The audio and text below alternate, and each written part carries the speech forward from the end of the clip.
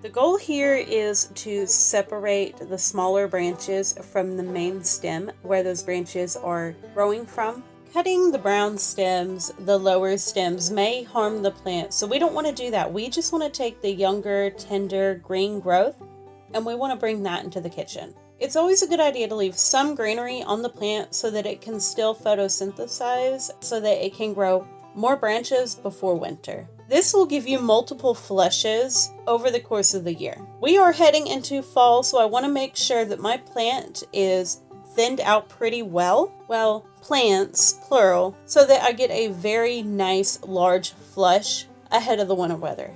You could also just kind of clear cut your thyme and replant the pot, but in my personal opinion, thyme is a very slow growing herb. If you can preserve the main plant while harvesting most of the leaves, you'll save yourself a lot of time versus reseeding the pot. I pulled up a whole plant here to trim down the leaves and kind of show you what you're really going for while you're trimming your thyme. Again, as you can see, this is a mess of tangled plants because I threw probably a couple hundred seeds in there. I just sort of emptied a packet into the pot. And since thyme likes to root along the length of the plant, it can be hard to kind of figure out what plant is which, what's rooted where. So I really like this method of just sowing it really thick, as I can kind of go through and just cut without harming all of the plants.